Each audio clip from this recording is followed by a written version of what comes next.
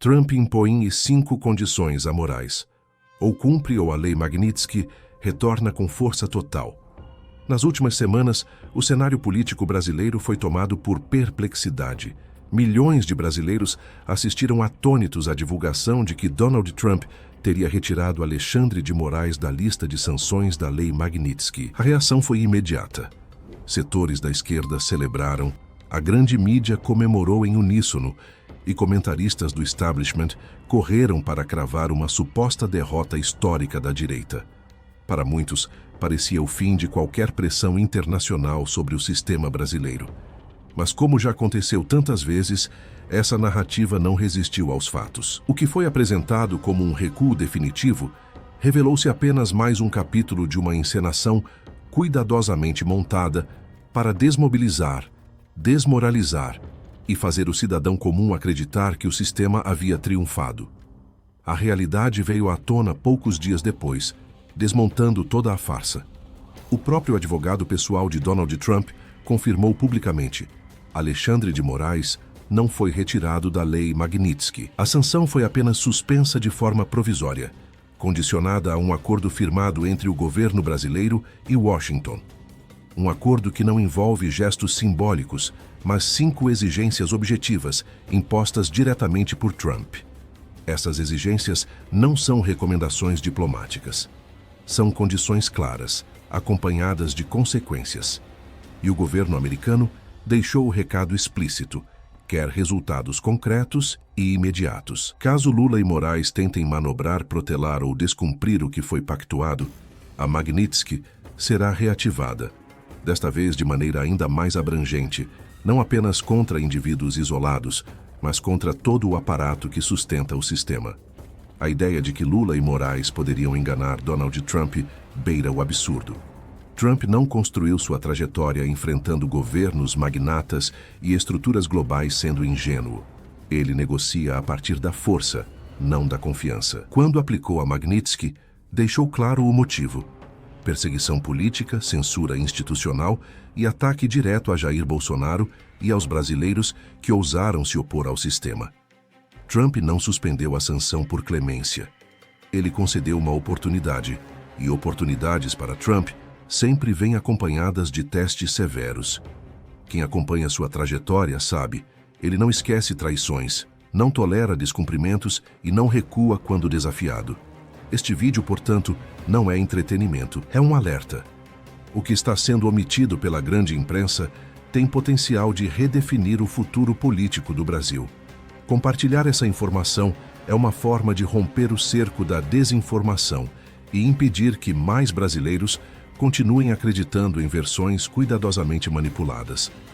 Para entender a dimensão do que está em jogo, é preciso voltar a alguns meses no tempo. Em julho de 2025, já de volta à presidência dos Estados Unidos, Donald Trump decidiu aplicar a Lei Magnitsky contra Alexandre de Moraes, sua esposa e estruturas jurídicas associadas a ela. A justificativa foi direta: abuso de autoridade, censura sistemática e perseguição política contra Jair Bolsonaro e cidadãos envolvidos nos eventos de 8 de janeiro. A mensagem foi clara e ecoou internacionalmente. Trump não estava apenas punindo um ministro estrangeiro, estava denunciando o autoritarismo brasileiro diante do mundo. O impacto foi imediato: bloqueio de ativos, rompimento de relações comerciais e pânico nos bastidores de Brasília. Pela primeira vez, o sistema judicial brasileiro sentia o peso de uma sanção internacional aplicada por uma grande potência. Em agosto, o desespero tornou-se visível. Emissários do Planalto e do Supremo iniciaram contatos discretos com Washington, tentando abrir canais de diálogo. Nada oficial, tudo feito nos bastidores. Eles sabiam que Trump não negocia sob pressão e que qualquer avanço teria um custo elevado. Trump, por sua vez, deixou o tempo agir. Observou o efeito da sanção, viu a censura digital recuar, perfis conservadores voltarem ao ar e vozes antes silenciadas retomarem espaço. Cada recuo do sistema brasileiro funcionava como um sinal de que a pressão estava surtindo efeito. Em setembro, as negociações ganharam forma. Lula tentou apresentar promessas diplomáticas, falou em rever medidas e flexibilizar controles. Trump ouviu, mas não se satisfez. Para ele, palavras não bastam, só ações contam. Em outubro, veio o movimento decisivo. Uma comunicação sigilosa enviada do Planalto à Casa Branca oferecia concessões estratégicas, incluindo abertura econômica e reposicionamento geopolítico, especialmente no que diz respeito à China.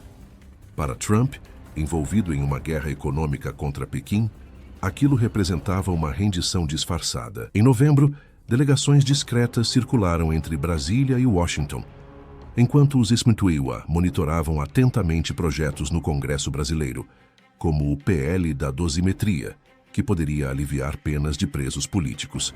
Cada passo era avaliado como parte de um teste.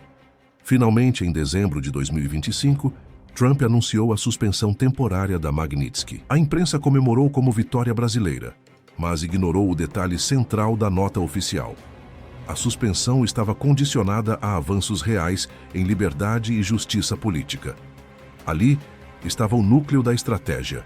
Trump não retirou a sanção.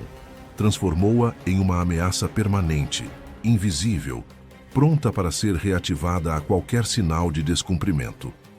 A Magnitsky deixou de ser apenas uma punição e passou a ser um instrumento de controle. As 5 exigências impostas são o coração desse acordo. 1. Fim da censura digital e garantia plena da liberdade de expressão. 2. Libertação gradual dos presos políticos relacionados ao 8 de janeiro. 3.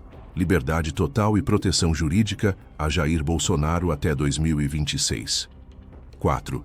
Rompimento da cooperação estratégica com a China, especialmente em tecnologia e defesa. 5.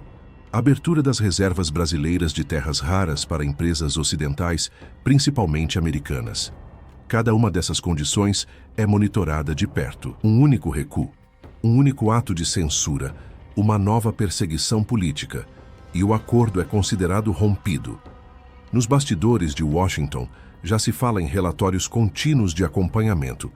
Decisões judiciais, decretos e discursos públicos são analisados como indicadores de fidelidade ao acordo. Caso haja traição, a resposta será imediata e ampliada. A nova Magnitsky, se reativada, não atingirá apenas Moraes. Alcançará empresários, ministros, veículos de comunicação e qualquer estrutura associada ao autoritarismo. Será uma ofensiva sem precedentes. O ponto central, ignorado pela imprensa, permanece o mesmo. Trump nunca esqueceu por que a sanção foi aplicada. Enquanto houver censura, presos políticos ou perseguição ideológica, o acordo estará sob risco. Essa é a essência da estratégia. Trump governa pela pressão, pelo cálculo e pela dissuasão. Ele não precisa falar alto. O silêncio, nesse caso, é a ameaça mais poderosa. O suposto recuo foi, na verdade, o início de uma operação de controle absoluto. A Magnitsky saiu do palco visível, mas permaneceu pronta para retornar com força multiplicada. Agora, o relógio corre. O governo americano exige resultados. Se falharem, não haverá nova negociação. A sanção voltará como sentença. E aqui está o ponto final. Trump não está punindo o Brasil. Ele está pressionando o sistema que tentou sufocar a liberdade. Cabe ao povo brasileiro vigiar, cobrar e não permitir que a verdade seja enterrada. O silêncio favorece o sistema. A vigilância fortalece a liberdade. O Brasil vive um momento decisivo. A peça foi movida no tabuleiro. Agora, a próxima jogada pertence ao povo desperto. A história ainda está sendo escrita. E desta vez, o medo não está do lado de quem fala, está do lado de quem tentou calar. Deixe sua opinião nos comentários, compartilhe este vídeo com seus amigos e ajude a abrir os olhos de mais brasileiros para esse debate fundamental. Se inscreva no canal e ative o sininho, porque aqui você sempre vai encontrar a verdade que a grande mídia não mostra.